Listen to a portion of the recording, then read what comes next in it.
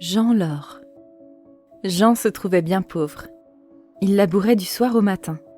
Semait, sarclait, fauchait, mais ce qu'il récoltait après tant de travail lui permettait tout juste de survivre. Jamais il n'arrivait à mettre un sou dans la cachette qu'il s'était aménagée sous la pierre de la cheminée. Il voyait que sa vie ne se passerait qu'à manger ce qu'il cultivait, et il rêvait d'autre chose. Dans le pays, on disait que la frontière avec le royaume du diable n'était pas très loin.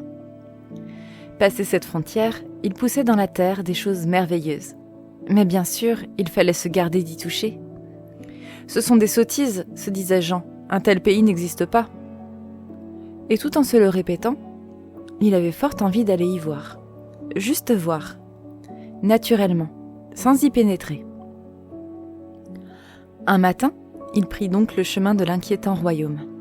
Il marcha longtemps, jusqu'à ce qu'il voie que le terrain changeait, s'assouplissait. Ainsi donc, voilà la frontière. Il s'arrêta au bord en prenant soin, bien sûr, de demeurer du bon côté. Histoire quand même de se rendre compte, il s'agenouilla et creusa un peu le long de la ligne. Il ne réussit qu'à s'écorcher les mains et à sortir du sol les mêmes cailloux que dans son champ. Alors, il creusa discrètement un peu plus loin, juste de l'autre côté de la ligne. La terre y était plus meuble. Un peu plus loin encore, ce n'était plus que du sable, où les doigts s'enfonçaient. Il sentit quelque chose de dur sous sa main et retira un petit caillou d'or. Tout autour, il en trouva d'autres. Encore d'autres. Plus on avançait, plus les pierres d'or étaient grosses. « Je regarde seulement », se disait Jean, « je ne prends rien ». Puis il sortit un galet si lisse et doux qu'il hésita à le remettre en terre. Ce galet était chaud à sa main. « Si je le glisse sous ma chemise, pensa-t-il, personne ne s'en apercevra. » Il en découvrit un autre, d'une très jolie forme, qu'il eût été dommage d'abandonner, et qu'il cacha sous son bras. Regardant derrière lui, Jean vit qu'il s'était bien avancé dans le pays du diable, et qu'il était grand temps de s'en retourner. Malheureusement, à cet instant, une main l'agrippa par l'épaule, enfonçant dans sa chair des ongles cruels, et il se sentit soulevé de terre, Satan en personne. Ainsi donc, on veut s'en retourner sans payer ?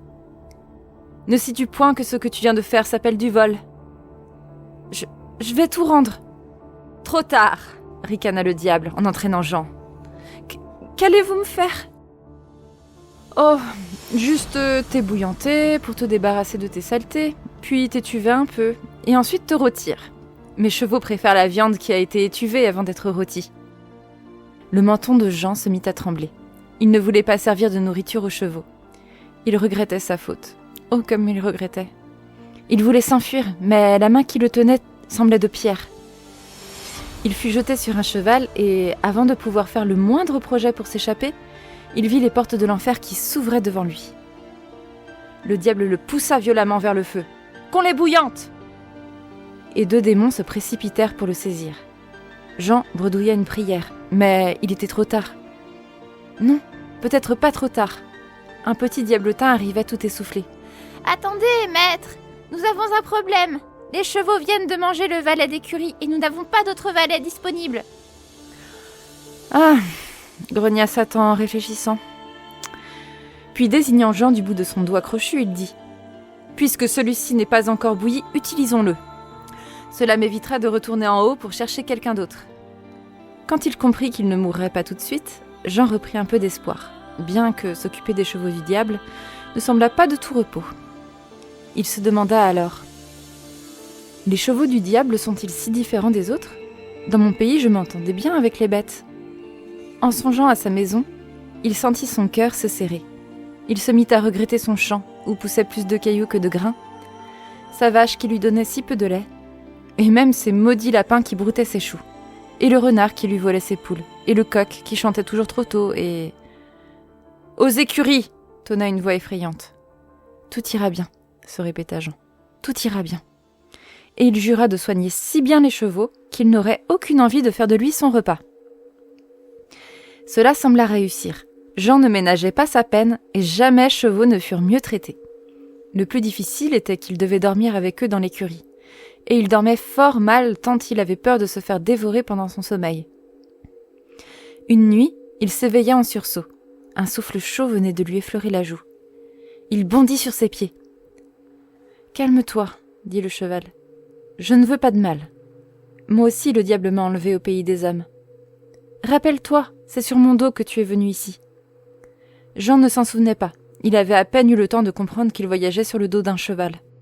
« Je regrette bien le pays des hommes, continua le cheval, où j'avais du foin, tant et tant. La viande rôtie, je n'aime pas ça. Si tu veux, on pourrait s'enfuir tous les deux. » S'enfuir d'ici ? Comment pourrions-nous ? Satan a fait seller son cheval noir, son préféré. Cela signifie qu'il compte aller faire le tour de ces terres demain matin. Profitons-en. Mais je n'ai aucune arme. Le cheval se mit à rire. Et à quoi te servirait une arme contre le diable ? Prends plutôt l'étrille, la brosse et le baquet où tu mènes au trot. Le lendemain matin, dès qu'il entendit les sabots du cheval noir s'éloigner loin au-dessus de sa tête, Jean sauta en selle. Aussitôt, le cheval prit le galop. Il courut vite et longtemps, si vite et si longtemps qu'il en fut tout écumant.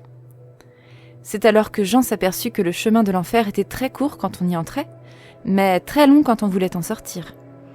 Pour le soir, il n'était pas encore arrivé à la frontière du royaume du diable. Quand il vit que le soleil déclinait, le cheval cria à Jean. « À cette heure, Satan est rentré chez lui et s'est aperçu de notre absence. Regarde derrière toi pour voir s'il nous poursuit. » Jean se retourna. « Rassure-toi, je ne vois rien. » Comme le soleil allait se coucher, le cheval avertit. « Jean, à cette heure-ci, Satan sait sûrement qu'on s'est enfui. Regarde derrière toi. Rassure-toi. Oh, je vois un nuage de poussière. C'est lui. Jette vite le baquet d'eau. » Jean fit ce qu'on lui demandait, et le baquet déversa tant d'eau qu'un lac se forma derrière eux. Le diable craint l'eau, c'est bien connu. C'est pourquoi aucun démon ne s'occupe jamais des chevaux, de peur de se faire éclabousser en portant le baquet. Satan perdit beaucoup de temps à contourner le lac, et les deux fuyards se crurent sauvés. Mais le chemin était malheureusement encore long. « Jean, vois-tu quelque chose ? » ?»« Oui, je vois le diable à nouveau à nos trousses. »« Vite, jette la brosse !» Aussitôt dit, aussitôt fait. Les poils de la brosse se mirent à pousser si haut et si dru, en une forêt si dense, que pas un cheval ne pouvait y courir. Le cheval du diable se faufila avec difficulté, s'écorchant aux branches, n'avançant qu'avec peine. « Jean, vois-tu quelque chose ? Voilà que le diable débouche au coin du bois et arrive sur nous.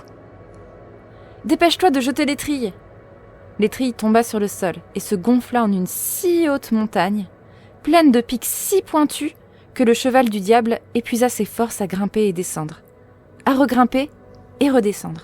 « Jean, est-ce que le diable nous poursuit toujours ? » « Je le vois qui descend la dernière pente. Cours, cheval, cours, là-bas, je vois les champs verts de chez nous.